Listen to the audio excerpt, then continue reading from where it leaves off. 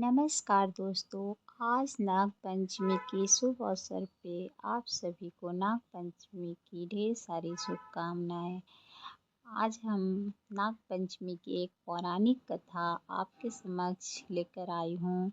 नाग पंचमी क्यों मनाई जाती है और नाग पंचमी से जुड़ी पौराणिक कथा जो नाग देवता ने भाई की भूमिका कैसे निभाई थी। चलिए कहानी हम आपके साथ शेयर करते हैं।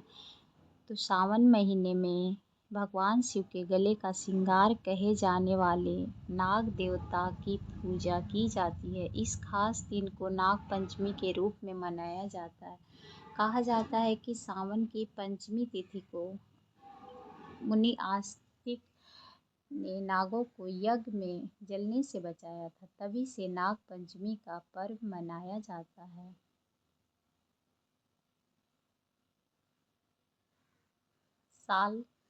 इस साल सावन महीने के शुक्ल पक्ष की पंचमी तिथि को नाग पंचमी के रूप में मनाया जाता है। इस दिन नाग देवता की पूजा बड़े ही धूमधाम से ये पर्व नाग देवता को समर्पित होता है। इस दिन उन्हें कच्चे दूध भी चढ़ाए जाते हैं और नागों की बड़े ही धूमधाम से पूजा की जाती है। कहा जाता है कि ऐसा करने से सब दर्शक की रक्षा होती है, साथ ही आपके घर में सांप के काटने का भय भी दूर हो जाता है। इस बार नाग पंचमी 9 अगस्त शुक्रवार को मनाई जाएगी। लेकिन क्या आप जानते हैं कि नाग पंचमी पर मनाने की कथा कब से शुरू हुई?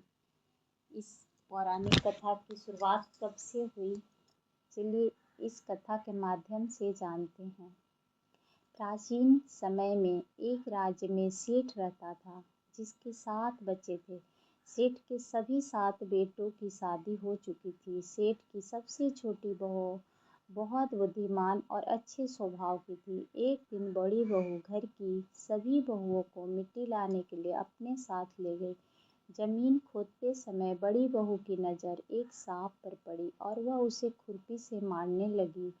उसी समय छोटी बहू ने कहा, जे ऐसा मत करिए, इन्होंने कुछ भी नहीं बिगाड़ा है और आप इन्हें क्यों मार रही हैं।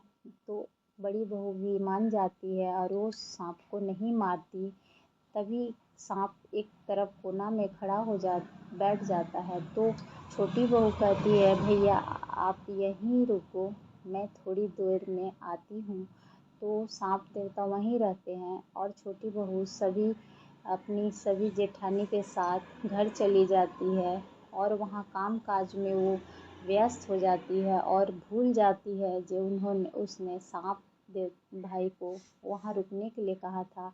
उसे दूसरे दिन जब याद आई, उसे तब उस स्थान पे गई जहाँ उन्होंने सांप को बैठने के लिए बोला था, जो रुको मैं आती हूँ। तो वह बैठा देखकर बोली, सांप भैया नमस्कार। सर्प ने कहा, तू भैया कह चुकी है इसलिए तुझे छोड़ देता हूँ, नहीं तो झूठी बात करने के कारण तुझे अभी डस लेता। वह बोली, भैया मुझसे भूल हो गई, उसकी क्षमा मांगती हूँ।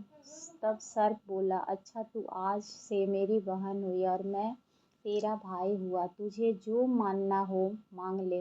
वह बोली, भैया मेरा कोई नहीं है, अच्छा हुआ जो तू मेरा भाई बन गया।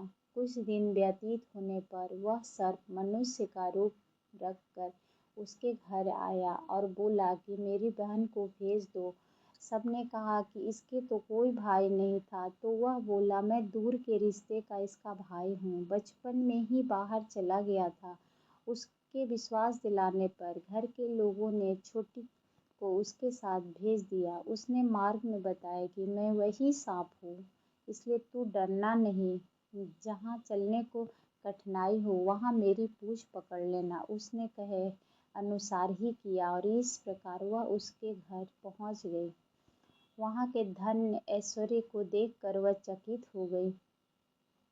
एक दिन सर्प की माता ने उससे कहा, मैं एक काम से बाहर जा रही हूँ, तू अपने भाई को ठंडा दूध पिला देना। उसे यह बात ध्यान न रही और उसमें गर्म दूध पिला दिया, जिसमें उसका मुंह बेहतर जल गया। यह देखकर सर्प की माता बहुत क्रोधित हुई, परंतु सर्प के समझाने पर शांत हो गई। तब सर्प ने कहा कि बहन, को अब उसके घर भेज देना चाहिए। तब सर्प और उसके पिता ने उसे बहुत सा धन, सोना, चांदी, जवाहरात, वस्त्र, आभूषण आदि देकर उसके घर पहुंचा दिया। इतना ढेर सारा धन देखकर बड़ी बहन ने ईर्ष्या से कहा, भाई तो बड़ा धनवान है, तुझे तो उससे और भी धन लाना चाहिए।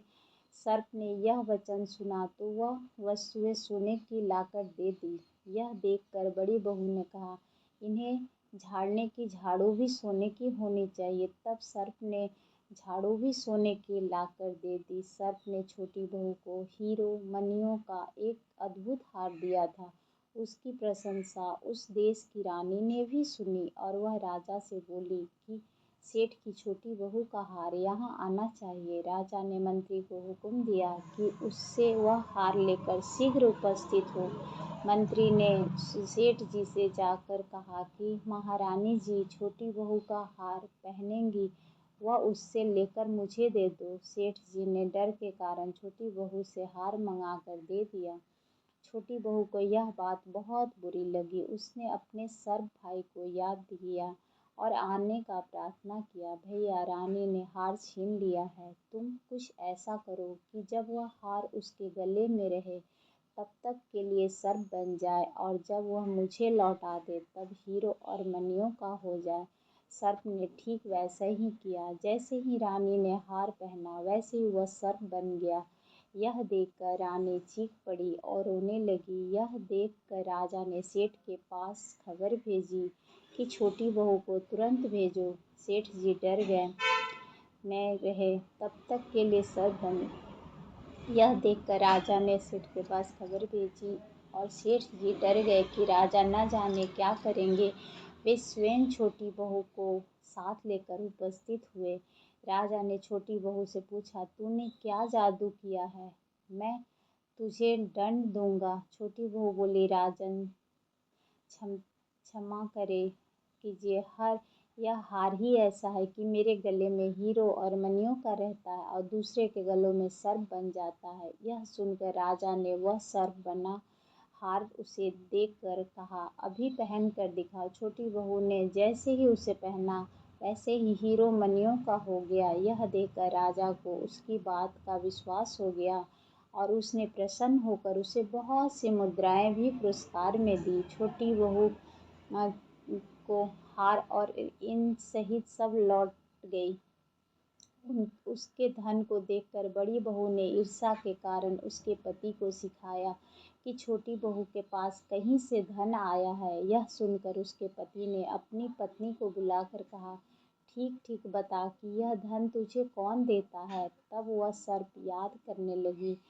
तभी उसी समय सर्प ने प्रकट होकर कहा, यदि मेरी धर्म बहन के आचरण पर संदेह प्रकट करेगा तो मैं उससे खा लूँगा। यह सुनकर छोटी बहू का पति बहुत प्रसन्न हुआ और उसने सर्प देवता का बड़ा सत्कार किया। उसी दिन से नाग पंचमी का त्यौहार मनाया जाता है और स्त्रियां सर्प को भाई मानकर उनकी पूजा अर्चना भी करती है। तो नाग पंचमी पे सभी लोग नाग देवता को पूजा करते हैं इनको और कच्चे दूध का भोग लगाते हैं और फूल मिश्री चढ़ाते हैं। तो आप भी नाग पंचमी की पूजा और कथा अर्चना ज़रूर से ज़रूर सुने। अगर आपको हमारी वीडियो अच्छी लगी हो तो कमेंट में हर हर महादेव ज़रूर लिखें। धन्यवाद। राधे राधे।